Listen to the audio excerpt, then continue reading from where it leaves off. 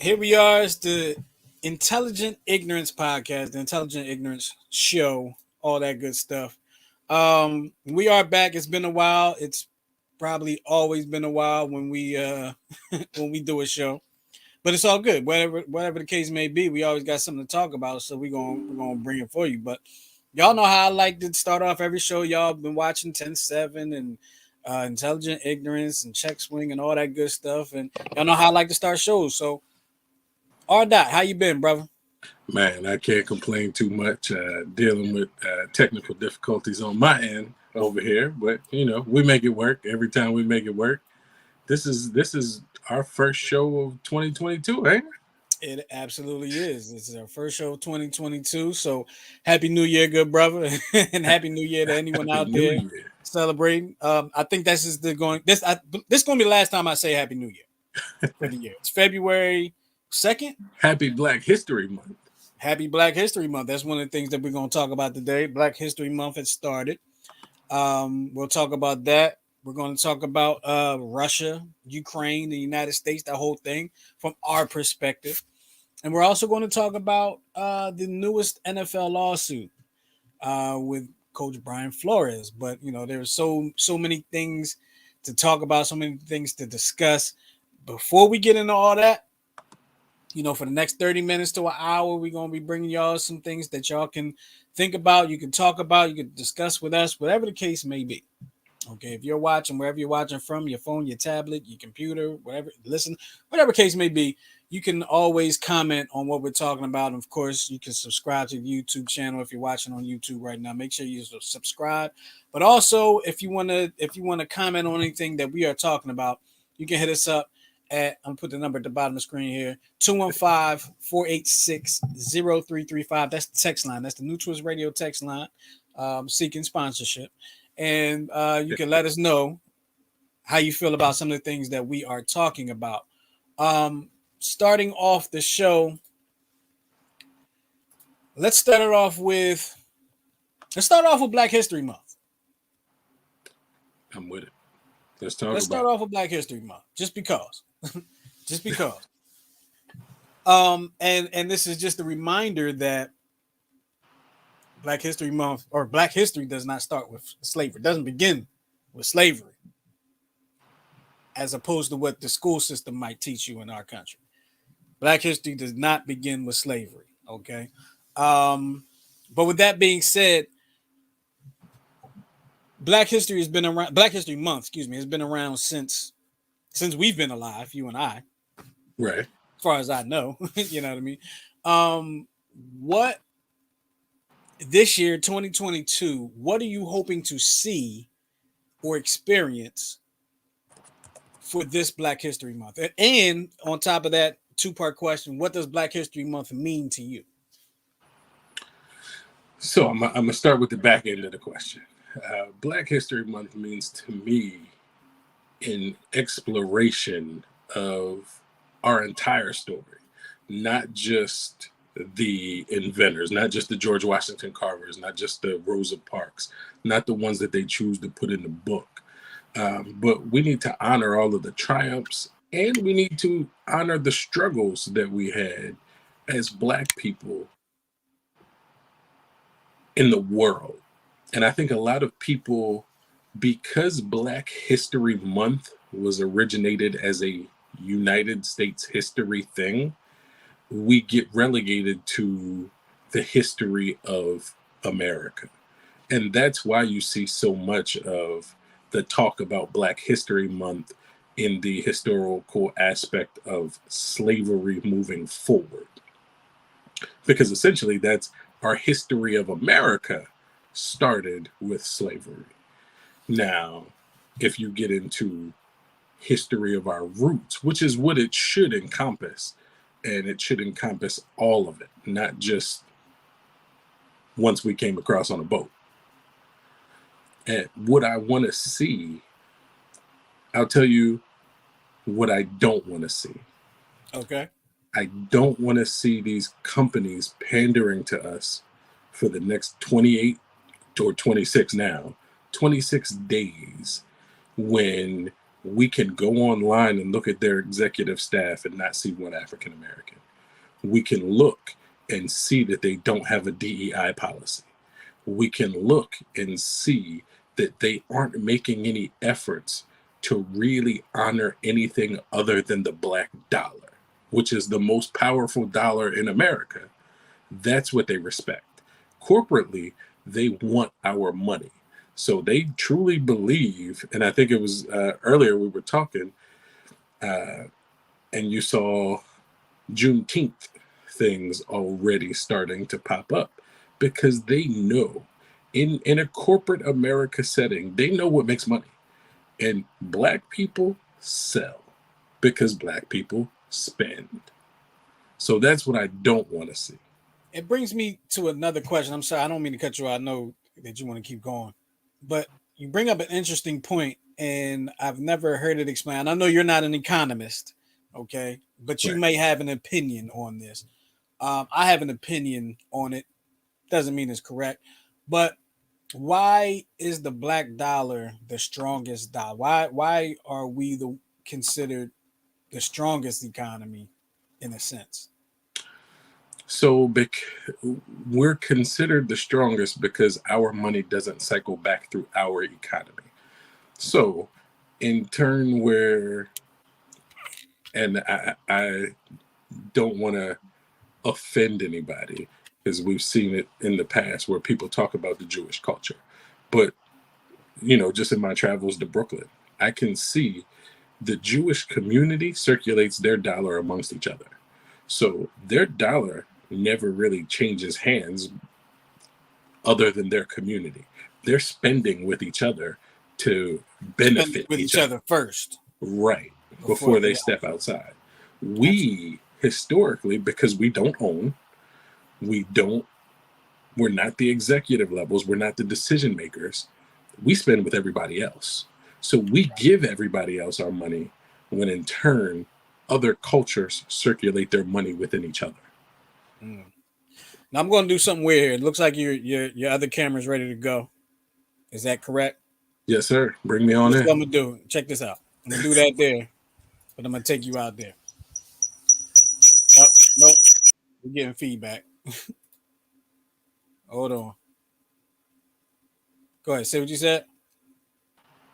Bring that one back in and I'll mute Mike too. Okay. That better? Yep. Okay. Yep. That Now works. we're cooking with grease. That Cooking with was oil. partially my theory, my opinion on why the black dollar is the strongest. Because a lot of times, excuse me, a lot of times we go to all the other communities to spend our money, Right. whereas opposed to other communities spend their money within their community and then outsource their dollar. We kind of Correct. outsource our dollar, hoping it From the comes beginning. back, and it doesn't. But yeah, I mean, I'm hoping to see. I don't think it was Black History Month last year, but I want to say it was maybe it was the year before, after the George Floyd murder. Okay. We saw a uptick in black folks spending their money with black companies and other folks too, not just black folks. Like Yeah. the black small businesses were being supported a lot more after the George Floyd thing. I would Right. love to see, excuse me, I would love to see black businesses being supported all through Black History Month, even beyond, but especially black. It started today and beyond. And by starting it today, I mean like this. R dot. I want a sweatshirt like this with the New Twist Radio logo on it. After the show today, I'm putting my order in. And that's how I'm going to start supporting a black business right there. Let's make it happen. Right there. Because I noticed that I have hoodies, but I don't have just a regular sweatshirt with the thing on it. True. You know what Hoodies, I mean? This t-shirts, one, you got this everything. sweatshirt, Everything but the crew neck sweat. yeah, hey, this sweatshirt came from a black owned company. You can't see it on here anymore, but it came from Canacostia, an urban gardening business in the DC area. So, Okay. that's what I try to do. I try to support our folks. Is it Um, is it legit gardening or is it DC gardening? I don't know the difference. I Well, don't know. because it was legal in DC, so I was Oh yeah, I thinking know. cultivation. Well, you would have to go and ask them to find out. I don't know if you saw this. Terry said I ordered 2 R dot, and Hey, Miguel said I have 1 shirt. We need jerseys. it's That's a Miguel. That's a Miguel response right there. Jersey's coming up. We're gonna make it happen. We We gonna make looking it like happen. Bad Boy back in '99. We New we Twitch appreciate jersey. we appreciate y'all. Make sure you subscribe to the YouTube channel if you're not already subscribed. But with Black History Month, like I said, I'm about to mess up. With Black History Uh-oh. Month coming up, or we're in Black History In Month, Black History Month. and we would like to see, let me say this because I've heard a lot of different discussions about a lot of different things today, and I'm trying to wrap my head around everything at one time and just say something. Spending money in your own community is not racist, no matter what your community is.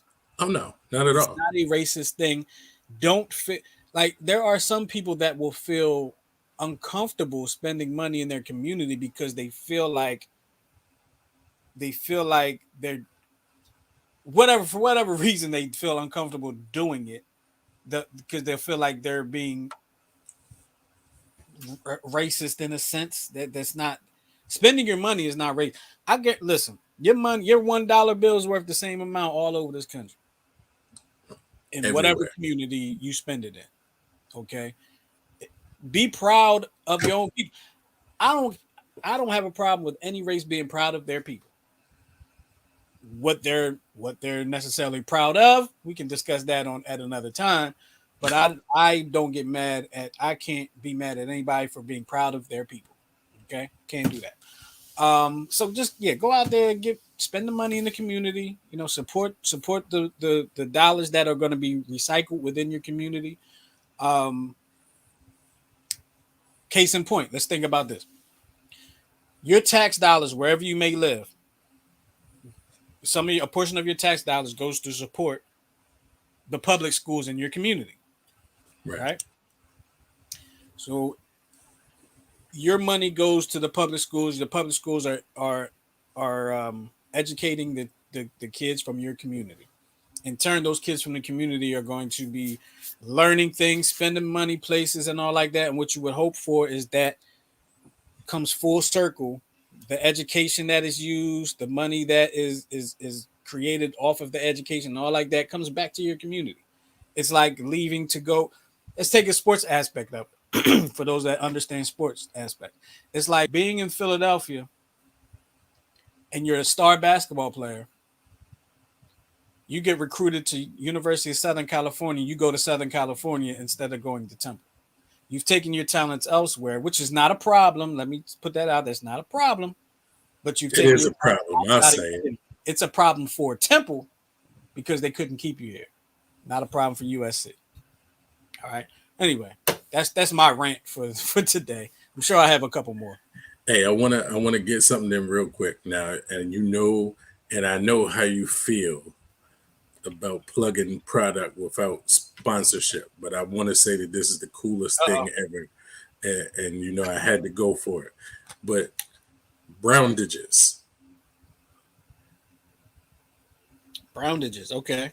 Browndages. So they have made band-aids in our hues to, nobody wanted to walk around with the pink pale band-aid on. And then I guess it was cool because they started, giving us different little things like Spider-Man and X-Men and the cool stuff for kids, but there was nothing for the adult who didn't want to walk around and look like they were full of cuts, but they wanted something to match their skin tone. So I ain't even going front. I bought boxes. Like There I, you I go. wanted to support. I definitely wanted to support the brand. So Browndages, they are on Instagram. I absolutely love them. I absolutely support them, Just and hope you don't have to use them that much. that's the key. So as a father, band-aids come in handy. So As a yeah, father, as an athlete, as a coach, band-aids come in handy. this is Absolutely. for me as the athlete. They actually have elastic bandages. Okay. So I got the wrap that matches my skin All set to tone. go. So I don't have to worry about, you know, walking around with that pink bandage on and people are like, hey, are you hurt? It matches your skin tone. It's pretty hard to see without it. Like I absolutely love the brand. I support what they're doing. It's a huge need, whether people see it as that or not. You want to know something funny about the brown bandages? I have Yeah. some here, right? Okay. And I had a cut. I had a little cut on my wrist, right? And I had the brown band, and I'm gonna put it on, right? I'm like, all right, cool, brown. But see, this part of my hand and this part of my hand, Are two different colors. two different shades of greatness. See, And well, they have five different shades of brown in the I box. saw that. I saw that. So we're going to reach out to them, get a sponsorship and all like that. Because Look, it's a phone call away. You tell them we already plugged them on the show for free, so now they need to hook us on up.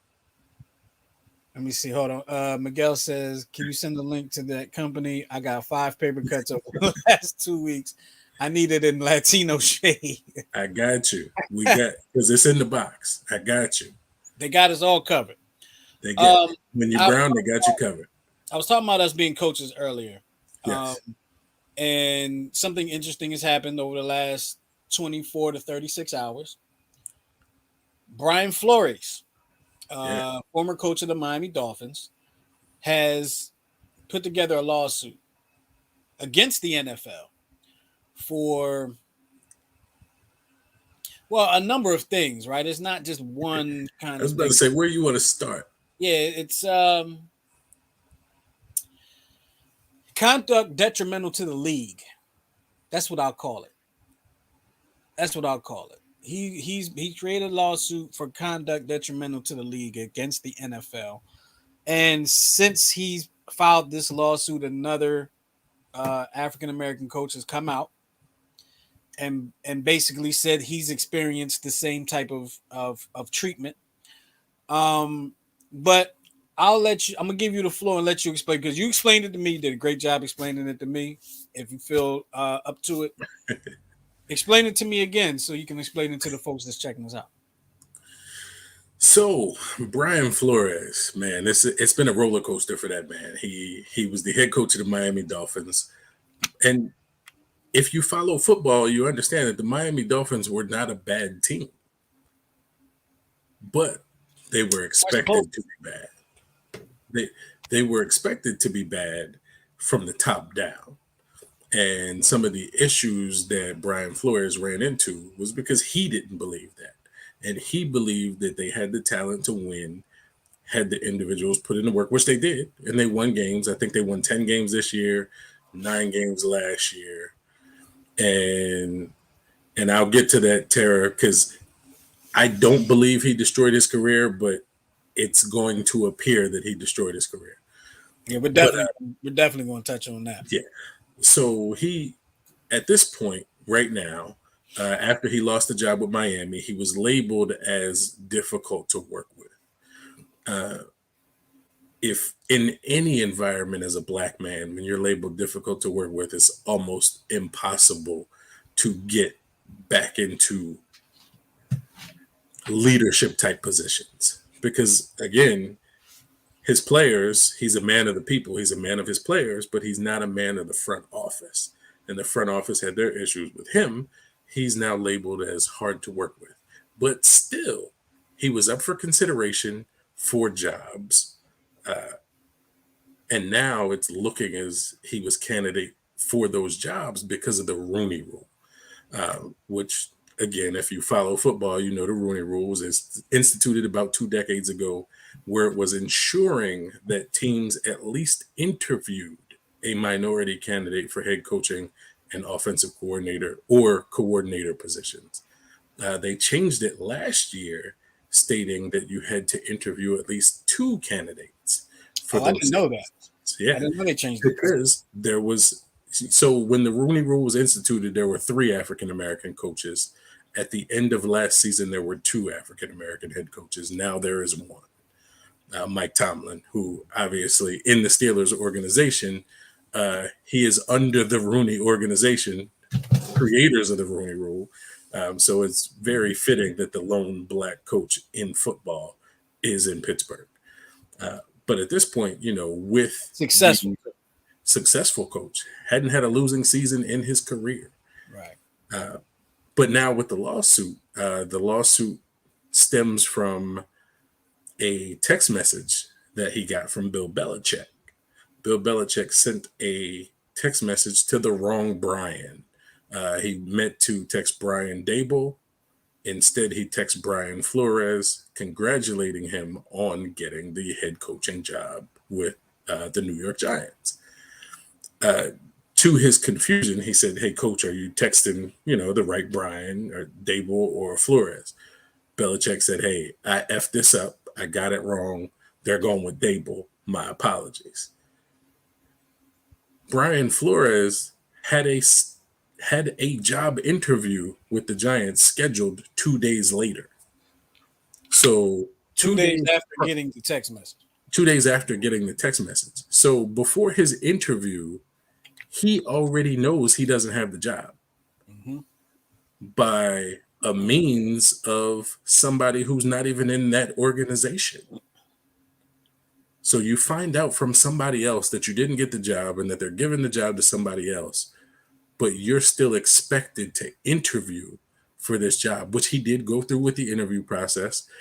He said that he still went on with the interview because he felt like he was still looking for the good in people and hoping that his interview was going to put him in a better light as to where it was going to qualify him to get this job, knowing already that it's already been told through other channels that somebody else has the job. So obviously, once the announcement came out that he didn't get the job, that it went to Brian Dable, now we're in a very precarious situation where it appears that he was interviewed just as the formality to check off a box because they have to interview these candidates per the Rooney Rule. Now, I'm one that believes that I said it to you yesterday. I believe the Philadelphia Eagles are a team that is guilty of, I'll call it manipulating the Rooney Rule. Right. Oh, yeah. I call it manipulating because really what it is, it's checking the box, like you just said. Right. 2 head coaches ago, or Chip Kelly. When Chip Kelly was the when he was fired, then the Eagles started interviewing.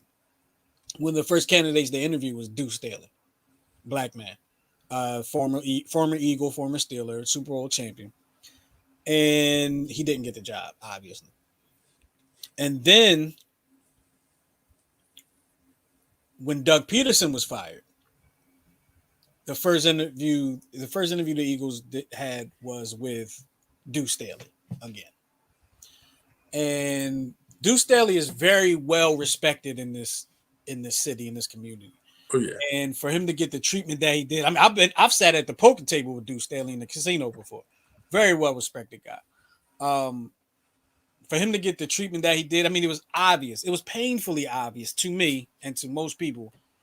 He was given those. Now, I tweeted a message to a sports guy, and he said that wasn't the case because there was another candidate interviewed. But now that you say what you just said, they have to interview 2. There's got to be 2. That makes more sense to me now. I don't even know who the other candidate was. But we have somebody but that says a lot to you. New Philly Girl said, I experienced that. Interviewing after the candidate was already hired. It's BS. It's BS. And when we were talking yesterday, I gave you a personal experience that I had of being contacted for a job as a formality. Right. I didn't feel like it was a race thing, but it was definitely a formality because once I got off the phone with this guy, no. Right as I'm getting ready to get off the phone with this guy, he says to me, Okay, now I've called you. You can tell such and such that I called you about this job. Oh, okay. Thanks. And Like and you remember, so, and I think I brought up the point and I said I don't think that there is a person of color that can't point out a situation where they were denied opportunity solely based on the color of their skin. I believe that it's practically happened to every single one of it's us. probably happened to a lot of people and they didn't even know it. Well, and that's the thing. So That's a hard. Brian Flores was saying that had it not been for Bill Belichick's error, he never would have known. Right. He never would have known Right. that Brian Dable was already selected. So it came out as an error. And I think there's so many situations where you never know. And I thought another interesting fact came up that the New York Football Giants have never had an African American coach. I'm not. They can't be the only team though. I believe they are. I think that Are you the talking about stats said African American head coach head or coach, okay? African American head coach. They are. I think it said they were one of two teams in the NFL that never had an African American head coach. I believe the Eagles only have one. The Eagles had one. Probably most teams have probably only had one. I There's think some most of teams that them. may have had more than one, but probably most teams have only had one. Yeah. And the one the Eagles had, Ray Rhodes, he was a great defensive coordinator. He didn't have the greatest career as a head coach. He had what Eagles, Packers. I But think he that was got the opportunity. he got And the opportunity. so a lot of the conversation now is how do we fix it? How do we fix it? How do we because the reality is, and what a lot of people have talked about is the NFL, Roger Goodell, first off, is the league commissioner. He has no real power to influence who owners hire.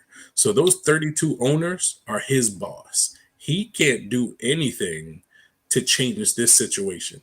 So the lawsuit against the NFL is encompassing of the 32 owners. It's not a Roger Goodell thing. I know that people are going to hit him up and he's going to be the pincushion for a little while, but he's not really the target. The target is ownership. Now, there are 32 teams in the NFL. There are 31 white owners.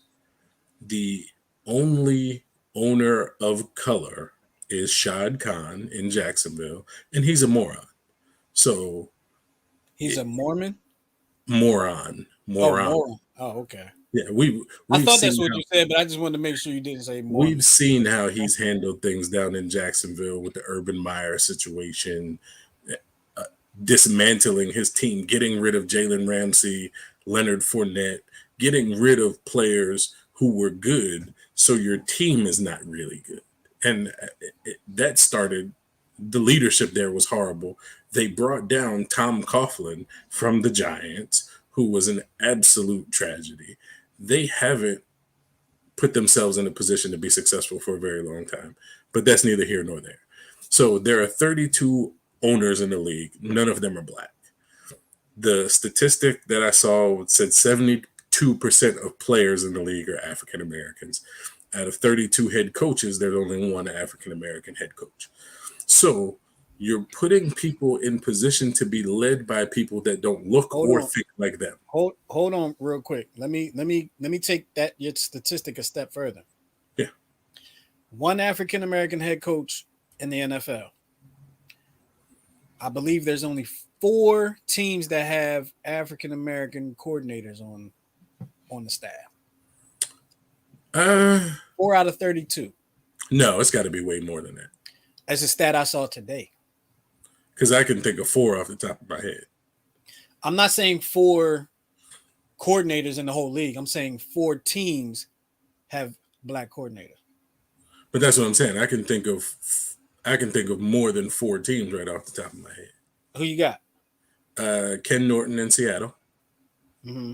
Deuce Staley in Detroit. Is he a coordinator? He's the running backs coach and Not a assistant court. head coach. It's not a He's the coordinator. assistant. He's the assistant head coach. Not a coordinator. That's relatively the same thing. Assistant head coach has no power. Assistant head coach has no power. Byron Leftwich. Byron Leftwich. He's the offensive coordinator. Defensive coordinators. I'm trying to think of who the other. You got you said Deuce. Well, you said you got Tampa Bay has the Eagles have one. Ooh. Seattle. No, I'm trying to think. No, is he a coordinator? He may not be a coordinator. He might. I'm trying to think who the offensive coordinator is for the Eagles. He might be a receivers coach. I don't remember. Anyway, this is a statistic I heard today, actually, that there's like 4 teams. One team has a head coach. There's like 4 teams with coordinators. And the list gets thinner and thinner. But I was watching or listening to a radio show today, and there was a call that said, I know how to fix the problem. I don't mean to laugh because it's not funny. But his answer was, get rid of the Rooney Rule. And the host of the show was like, well, how does that help the problem? And like, he just didn't have an answer like that. But one of the other people, and if there's people that listen to this radio station, you would have heard this today. He broke it down in a way that I thought was great. He said, take a look at yourself and be honest with yourself. He said, think about your closest circle of friends. He said the majority of people with their closest circle of friends, majority, but not everybody, but majority of people, closest circle of friends are people that look like them. Okay. Now you have these people in the NFL, like these owners, most of the people in their circles look like them. They now have to hire people to run their organization, and their comfort level is with people that look like them because that's what they're used to. They have to take it upon themselves to become uncomfortable with going outside of their comfort, their circle, to become comfortable with people that they may not keep having their circle. Okay, does that make sense? I was trying to get to the point without going too long. Basically, like, think about your circle. Think about the people that look like you in your closest circle.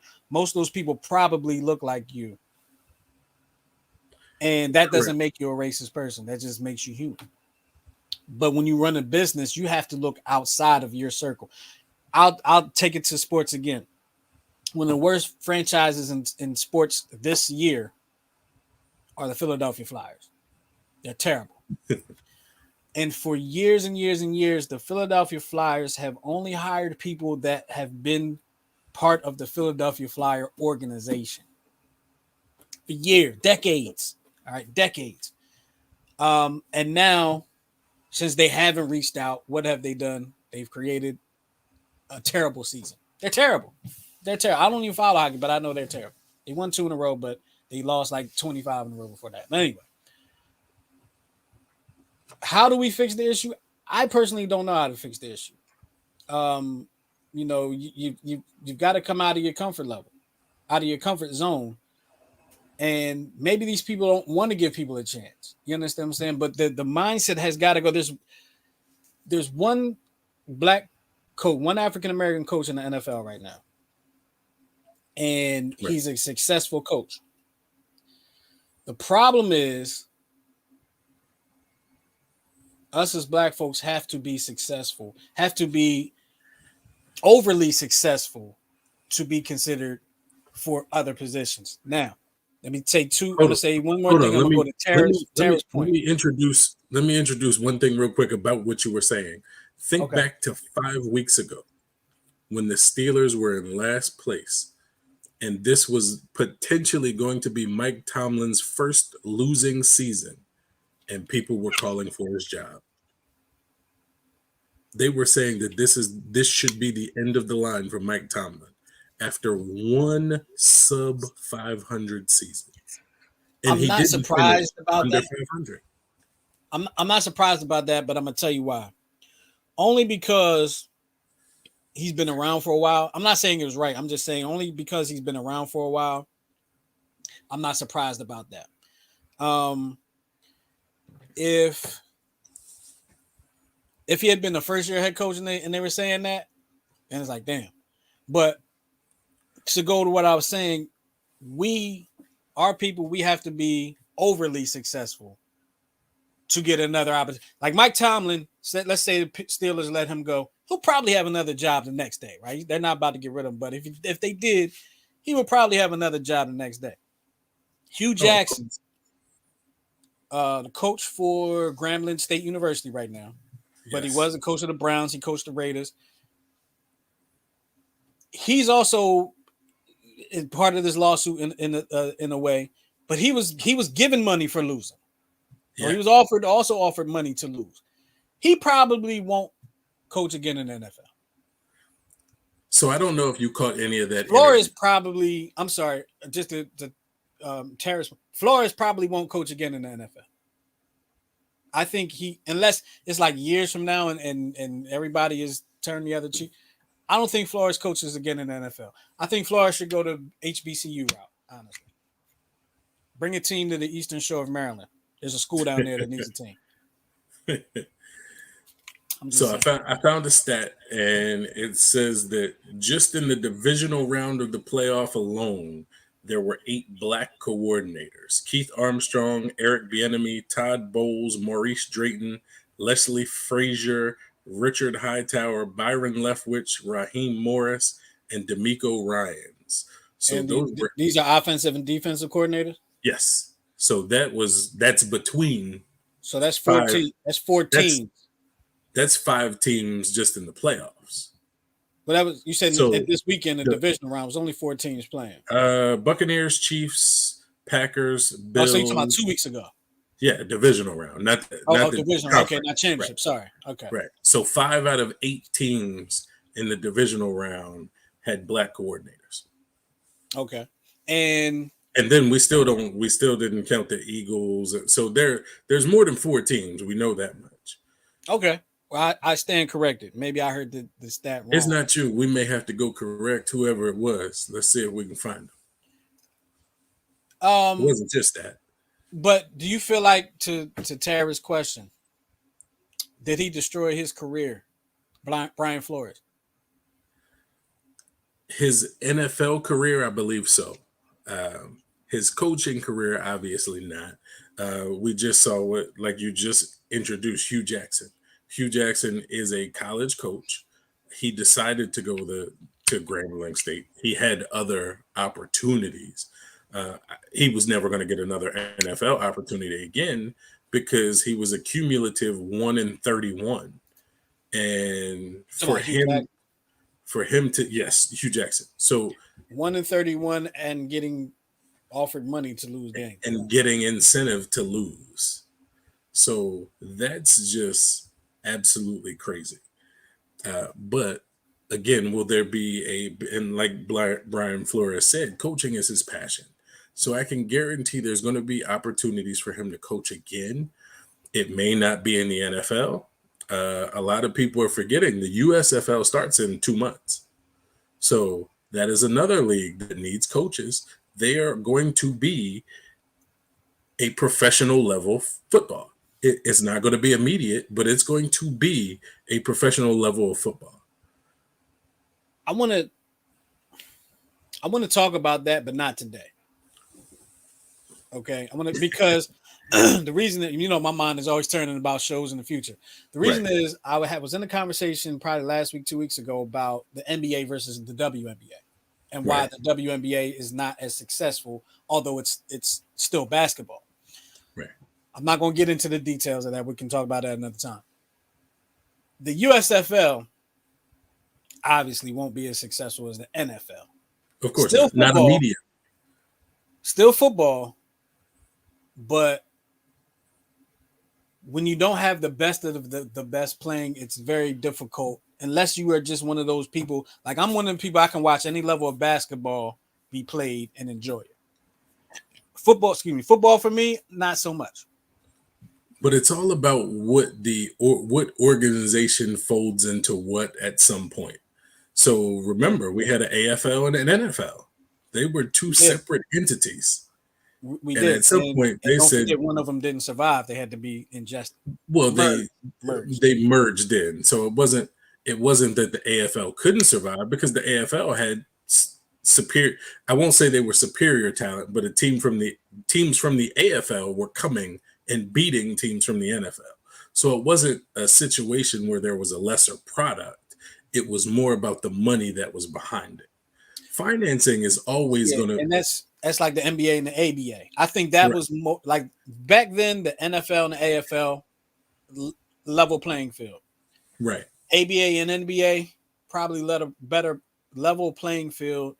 From stories I've heard, the ABA had a better product because they were more exciting. They were a more exciting league, more of a run and gun type league than the NBA was.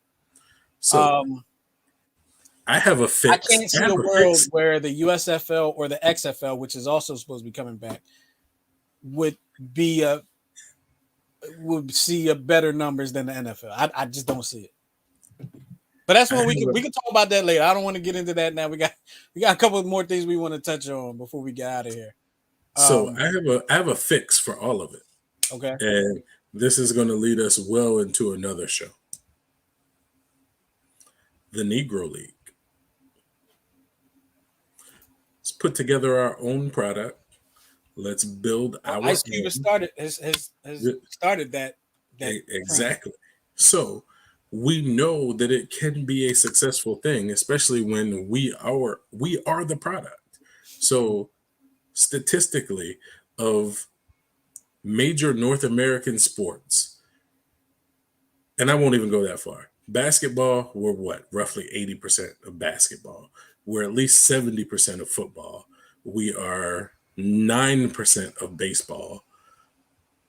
Hockey, we're 1%. But if we start our own and we maintain our own, our players are the best, regardless of how many players we have. And I think you and I had this conversation. African Americans in baseball are 9%. But when you look at the historical rankings of baseball, we own most of the statistical categories.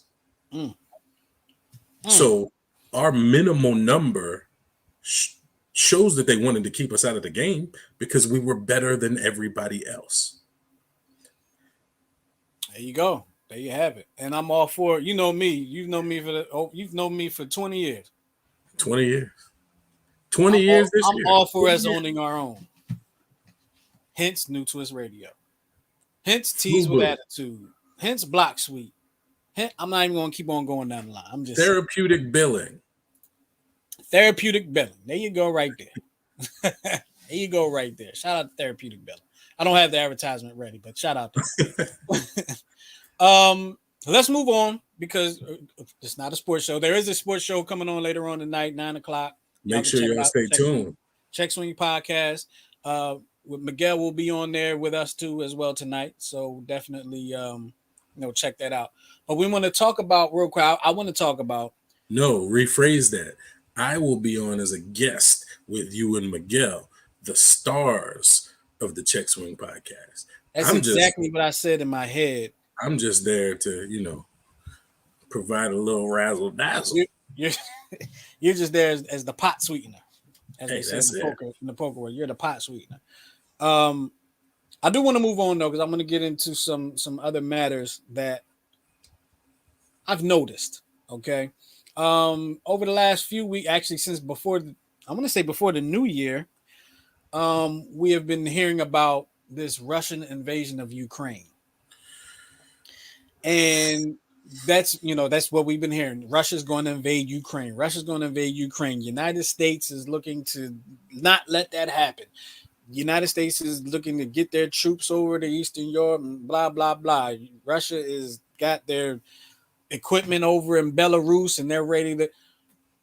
But one thing that I've noticed, and if anybody is watching right now, please, if your experience is different, please let me know because I want to discuss it.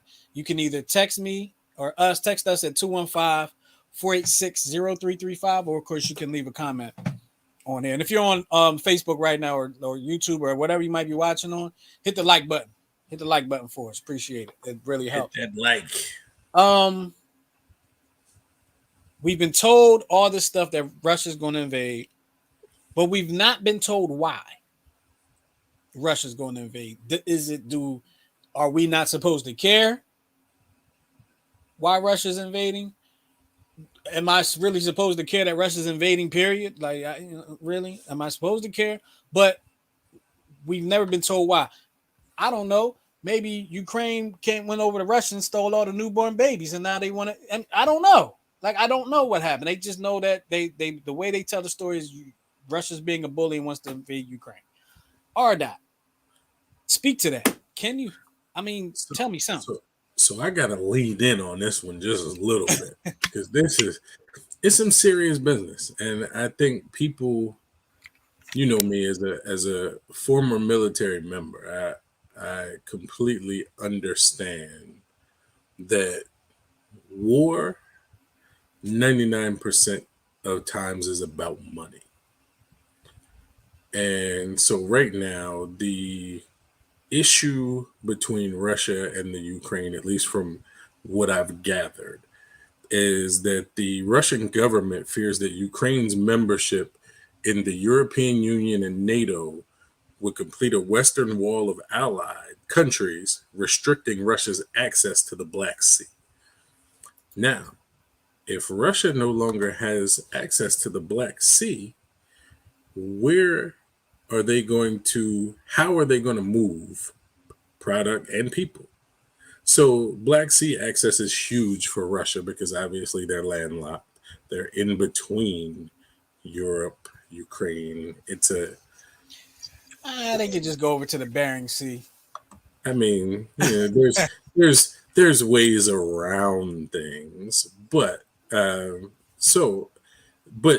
would severely impact portions of Russia's economy. I want to say, and I so what you're saying is, in a sense, Russia's trying to protect their own.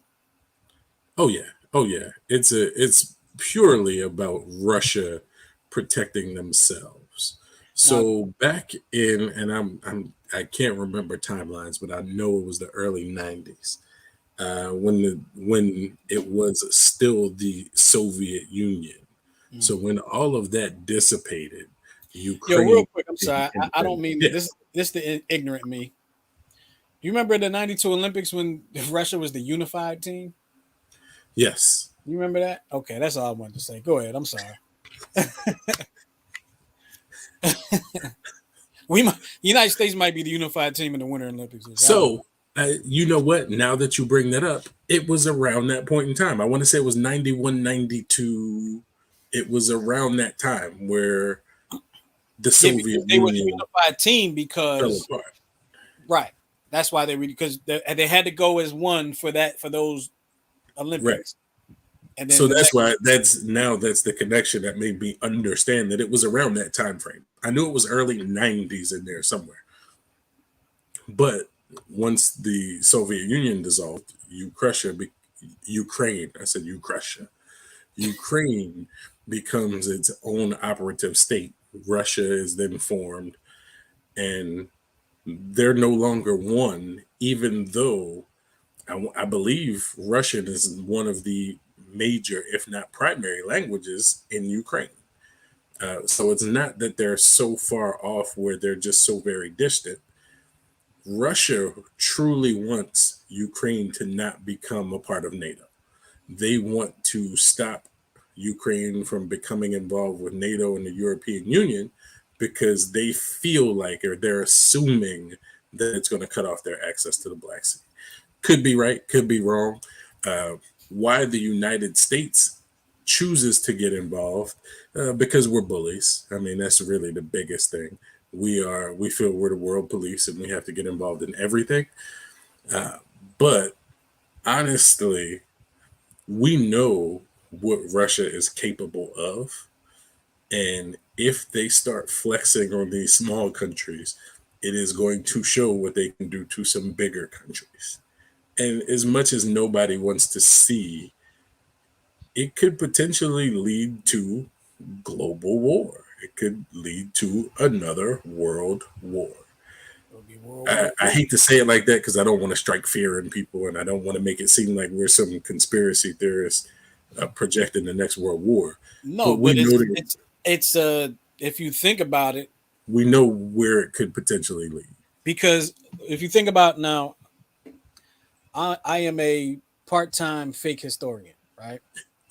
I enjoy history, right? I just like the stories. And I never claimed to actually know the exact story of the history. But when we had the other world wars, not all the countries that were the main players in these world wars were in it from the beginning. Think Right. about that. Like we weren't in World War II until it was World War II, correct? Help me out. We were not in World War II until Japan dropped the bomb on um, Pearl Harbor. Pearl Harbor. Thank you. Uh, I was so mad I couldn't remember that. Um, and because also with this situation, now they're talking about China, Right. not China getting involved, right? And there's some tension with us and China, tension with us and Russia. I mean, it is what that's what it's kind of going towards. But this, of course, is Right. not the first time that we've been in a situation where this is kind of going. The whole war on terror could have been considered a world war, you know. Um, Right. it's just it just is what it is. Now that world war title has a stigma to it of travesty, devastation, and all, especially for people that weren't around for it, only learned about it in history books. Which But is majority of us. a lot of the wars these days are world war. A bunch of countries are involved and stuff like that. Real quick before we move on, two comments. Thomas Goose Turner, Goose from 10-7 Show. He says Putin wants to reunite the Soviet Union. Ukraine has a lot of resources. That Speaking they to what do. you were speaking to, he also says that the Black Sea access can be used as a sanction. Correct. So, see, I'm glad I got you guys around me because I told you what I read from Reuters, because a lot of times I read Reuters and Al Jazeera and stuff like that because they're not necessarily governed by the United States government. So you get more of the story. Right. But yeah, the only thing I read was something about the eastern Ukraine wanted to be a part of the European Union. Western Ukraine was more so on the Russian side, and all like that. But I don't want to get in too much into it because I don't want to say the wrong thing. Hold on, Nah, I feel hold you on. on I'm gonna that. put this up here because this one's funny too. Hold on. He said my big thumbs messing up all my posts. That's a funny one right there. Shout out to Goose. Shout out to Goose and Tara from the 10-7 Show. Check out the 10-7 Show Sundays at 7 o'clock p.m. right here on the New Twist Radio YouTube Check channel. it Check out the Facebook page. Join the 10-7 group in Facebook and all that good stuff. There was one other thing I wanted to bring up today. I'm sorry, I keep forgetting.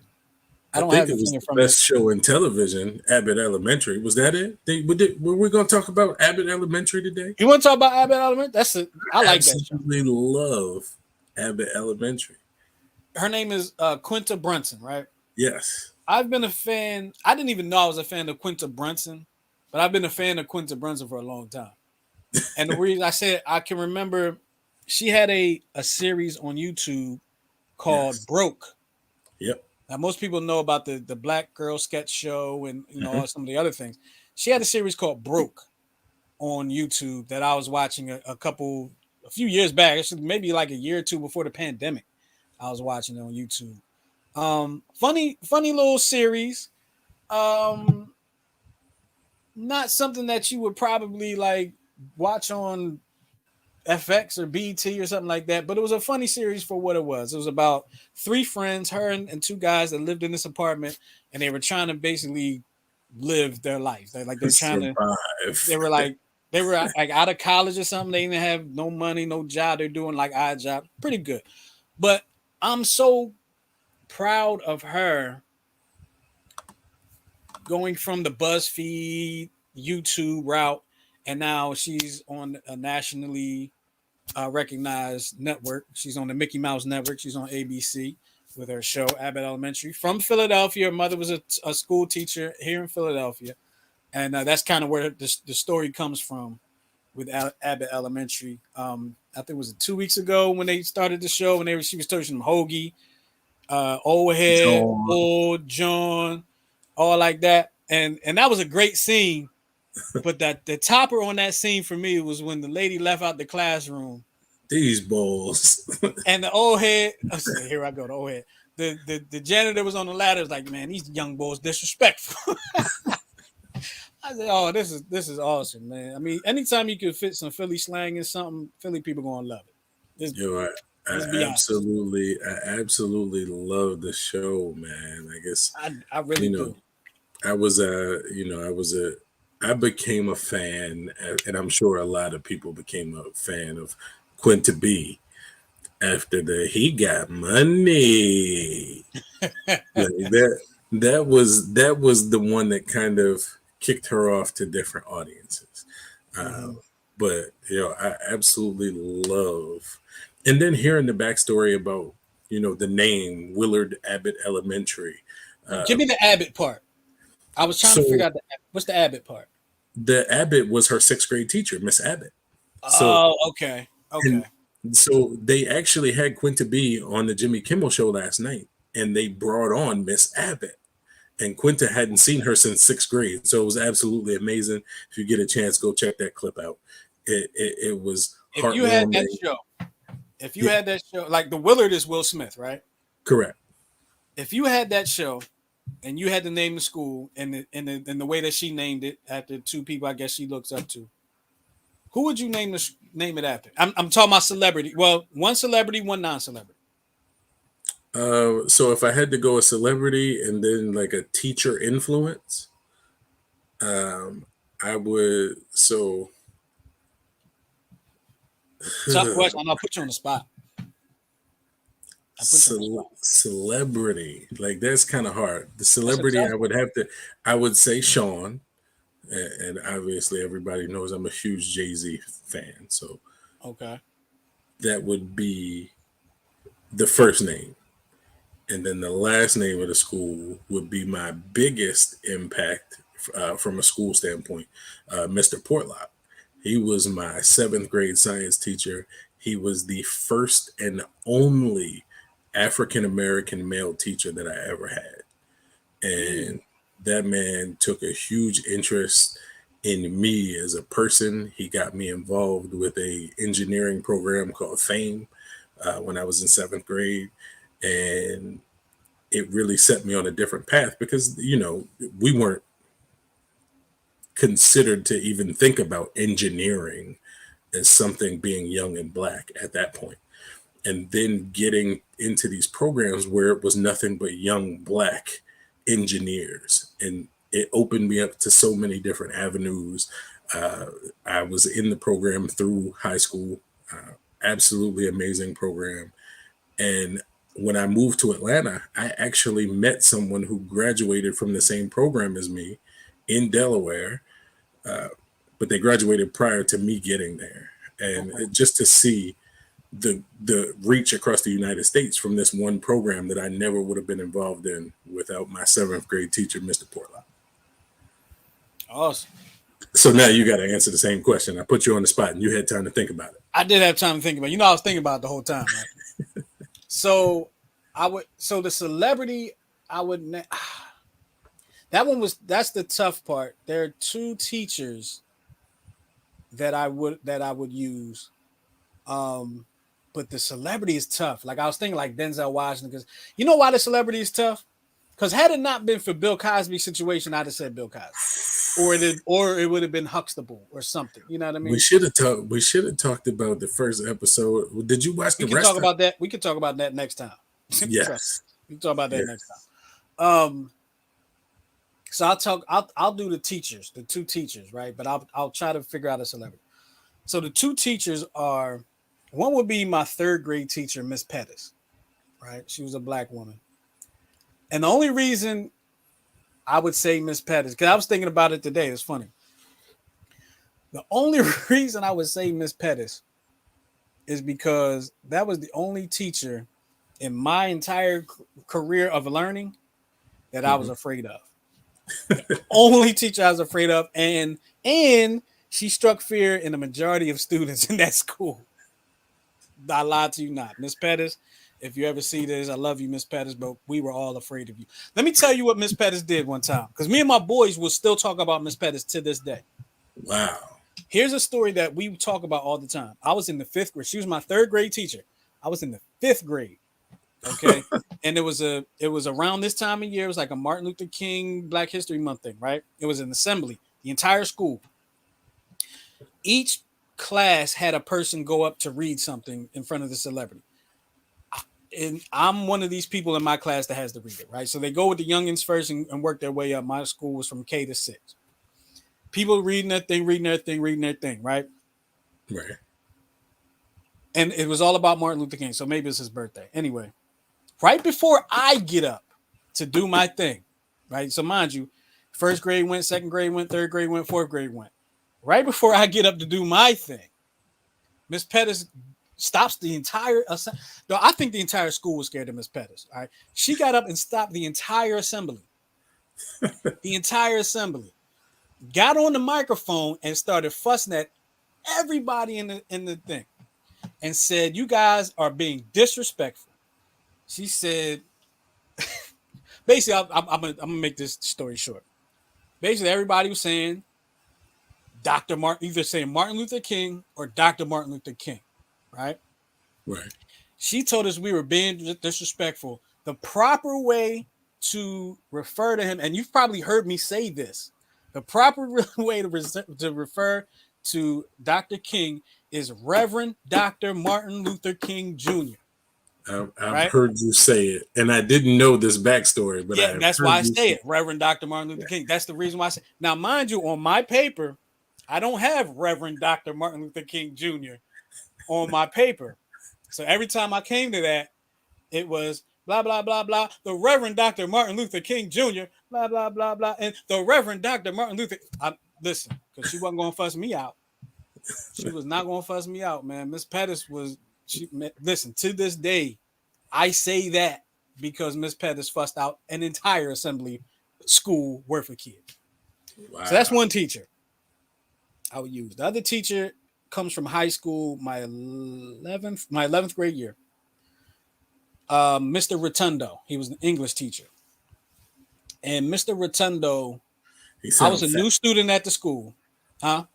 So he sounds fat. No, he wasn't Rotund- fat at all. Rotund. It sounds like, but he wasn't fat at all. Actually, I think going into the class, I thought he was going to be a fat person. Anyway, we had to every day in class. It's some type of English class. We had to write some type of story every day when we got into class, and then we would read it in front of class sometime. He was the guy that taught me how to think outside the box, how to because the general process of thought may be this, and this doesn't mean it can't be this, that, and this. Right. You know what I mean? So he was the one that opened me up to thinking about things in a different way, not necessarily just following the crowd, not necessarily just doing these things because that's the way it's done. Shake things up. He's the one that told me to shake things up, right? He was the one. Now, mind you, this is a white man, and Dick Gregory wrote a book, and the book is entitled "Nigger." Yes. And I was reading this book, and he knew I was reading this book. Now we went to class one day, and our class went to the library one day. We're on the computers, newer days of the internet. We on the computers, blah blah blah. But I had my book, and I turned it over. Matter of fact, hold on, I still have the book. Actually, hold on, give me 1 second. I'm sorry. Give me one. Let me go to my library. Hold on. Boom. Here's the book. There it is. I've had this book since high school. I need to borrow that. I'll let you borrow it. It might fall apart on you, but Oh, never mind. Nope. You keep that. I've had this book. I think I'm missing some pages too. I've had this book since high school. All right. Now we're in class, and I put the book face down like that, so people walking by don't see that. Right. Mr. Rotundo comes up to me, knowing I'm reading this book. Right. He don't have a problem with me reading this book. Flip it Knowing over. I'm reading this book, he stays right next to me. Okay.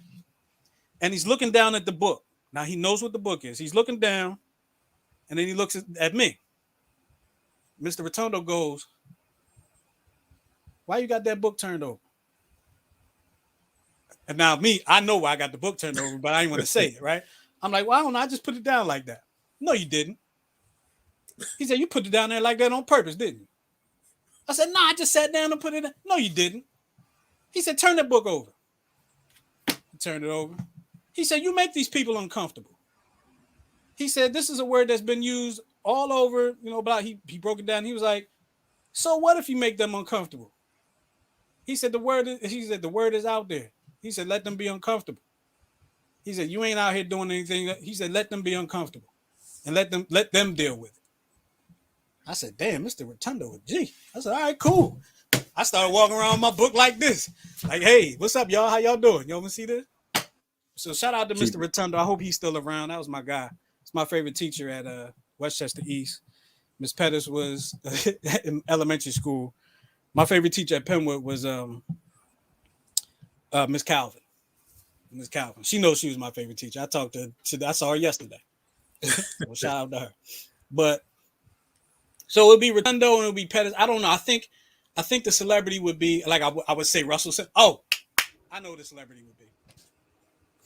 And I don't know if you consider her a celebrity. I consider her a celebrity. It would be Kathy Hughes. Kathy Hughes she started Radio One. I was gonna say she is a celebrity in a different right. Right. She's a media maven. Right. Yeah. She started TV One, or she started a company that became TV One, Media One, Radio One, and all like that. She was one of the initial innovators of her and Tony Brown of the Quiet Storm. Yes, Quiet Storm. Yes, One of the best. the Quiet Storm. Rest in peace, Tony Brown, and her husband. If you are familiar with the movie Talk to Me with Don Cheadle, the character Huey was her husband. Dewey, excuse me, the character Dewey Hughes was her husband at the time. So definitely check that out. So it would be Kathy R. Pettis Elementary School. That's what it would be. Kathy Hughes, Mr. Rotundo, and Miss Pettis. I like it. I like it. It's hard to believe we ran through an hour and some change that fast. That fast. But you know what? That's a product that we haven't been here in a little while. We had a lot to talk about. But we already got some stuff lined up for the next show. So for the next show. Actually, and R. Dot and I will be on with Miguel later on tonight, so y'all can check us out at 9:00 tonight. We'll be talking about some sports stuff. So we'll be right back. We'll be right back at it like we never left. Matter of fact, what time is it? So it's a little after 7:30 now, so we got an hour and a half. Yeah, let's just keep this show going until that show starts. We'll just invite Miguel in. Yeah, we can keep it going. It's just a big show. No, I got some things to do. Yeah, and it's getting hot, and I got this heat on. I got this sweatshirt. It's getting hot in here. I'm starting to sweat. I gotta call Cam. Oh yeah, you better call Cam. It's almost bedtime. Tell Super Cam I said what's up, even though he don't like being called Super Cam. I was better say, don't give him no prefix. He don't play that. Well, look, we're gonna get out of here. We're gonna get out of here. We appreciate y'all for checking us out. Make sure y'all hit that like button. It's very important that y'all hit that like button, subscribe, share it with your friends, continue the conversation, keep the conversation going on social media, whatever the case may be. But all in all, we appreciate y'all for being here with us. We're gonna get up out of here. And like I said, we'll be right back here in just a couple hours on the Check Swing podcast. Don't you click me off. Don't you click me off without my final thought tonight. Oh, my fault. Go ahead. All right, I just say I seen stuff coming off the screen. I'm getting ready. You about to shut me down. Hold on. So final thought, and just to kick off Black History Month and get people in the right frame of mind. Racism is not a touchy subject if you're not a racist. Say it again. Don't forget it. Do not forget it. Racism is not a touchy subject if you are not a racist. Boom. I don't need to say anything after that. Invite the discussions. Have them. It's Black History Month. Have fun with it. Absolutely. And make somebody uncomfortable. Make them uncomfortable. Make them uncomfortable. Time for us to get out of here. We appreciate y'all. And we'll be talking to y'all next time. Stay tuned for more from New Twist Radio, Check Swing Podcast, Intelligent Ignorance, 10-7, all that good stuff. We'll talk to y'all next time. We out of here. Peace.